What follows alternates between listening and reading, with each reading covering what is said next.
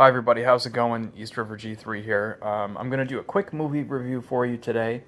Also, I'm in a different chair. I'm in a chair today. I'm rocking in a chair, which is probably gonna make people sick, so I'll stop doing that. But thought a change of pace would be nice. Like just blank wall behind me. But yeah, this is a quick movie review for Inherent Vice. I just bought all these Blu-rays, recent Blu-ray pickup video if you want to see that. And I had mentioned I had not seen pretty much all of them in one way or another, be it the transfer, the 4K transfer, or had not seen the film. So I started with Inherent Vice. Now, I love Paul Thomas Anderson. I've seen, I think, all of his movies, and I don't dislike, I like all of them. That's what I'm trying to say. I love them. He's one of my favorite directors. I think he puts out real cinema. I think he puts out real art. I just really respect what he's doing. And the thing with this movie is it comes with a big disclaimer. It's okay not to like complicated films. It's okay to like popcorn flicks. I do too. I like both.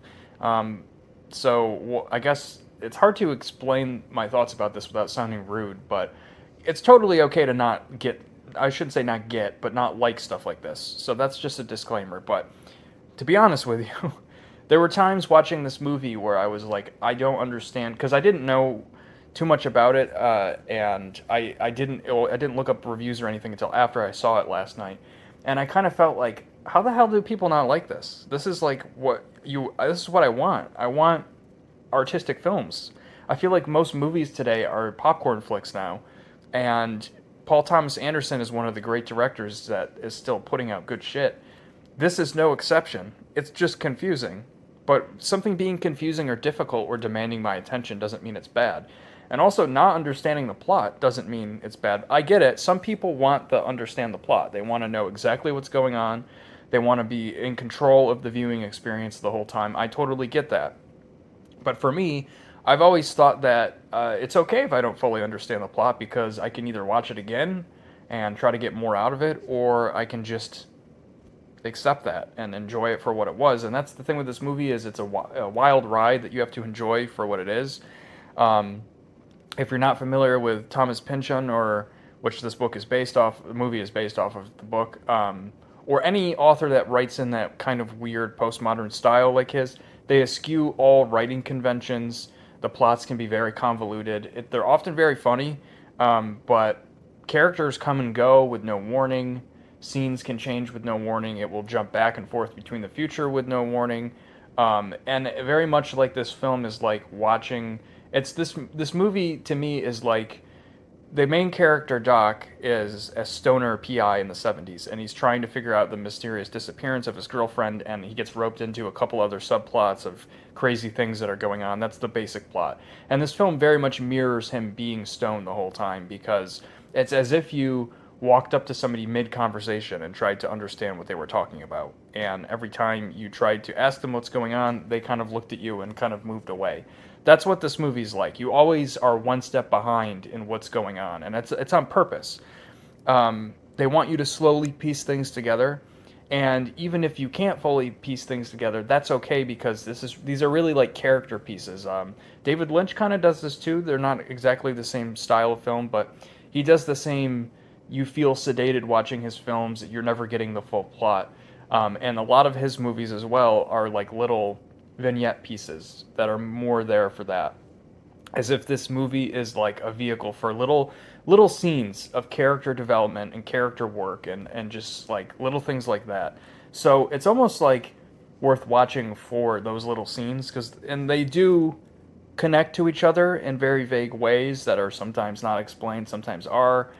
But it's mostly like, this isn't just this movie is, I feel like, an experience that you just sit back and let the movie take over and just watch the wild ride. And I had a lot of fun watching it. I think it was intended to be viewed that way. And there are scenes where Doc was so high, like so stoned, that I had like no clue what was going on. I was like, what the fuck am I watching? This is crazy.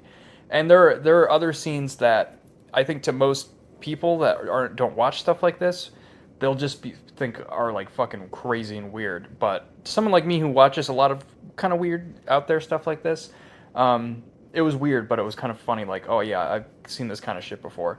So I really enjoyed it. The acting was fucking phenomenal. I mean, everybody was really good. I didn't know a lot of some of the characters in here. It seemed like he used a few. I mean, there were some notable actors for sure, but some under the radar people. Paul Thomas Anderson is an actor that always pays great attention to which actors he puts in his roles. So even characters that have little bit parts that you see like for 30 seconds are perfectly cast. Um, you could just tell like no other person could play that role. So the roles were perfectly cast. Honestly, I have to just give it up to Joaquin Phoenix. That was an amazing performance. Um, the first 20 minutes of this, I was like, yeah, he's doing a pretty good job of acting like a stoner. And then the more the movie went on, I was like, this dude is like definitely method acting, but um, I just really felt I really believed his character.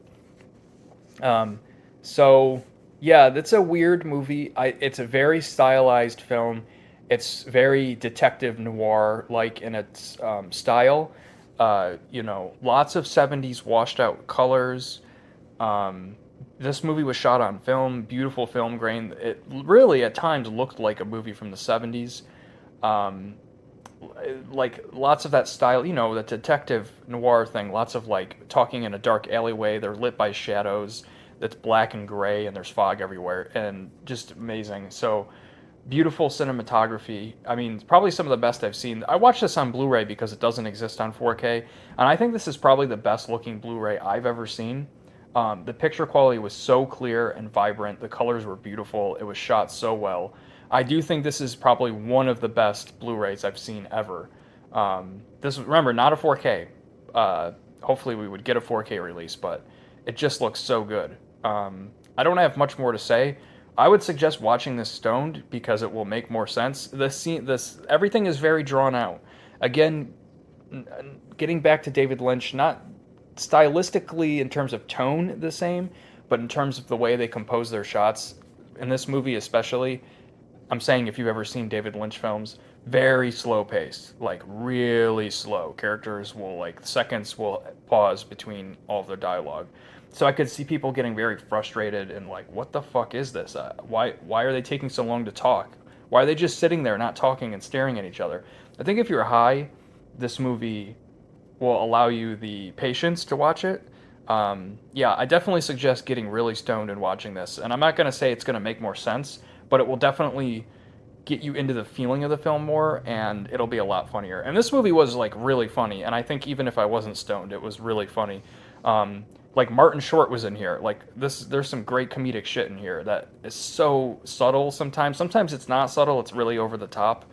It was just fucking hilarious. So I love this movie. I gave it 4.5. The only reason I think I took a point off was because it did actually drag a touch at points. Like it went on even for what I was feeling was really well paced, just a touch.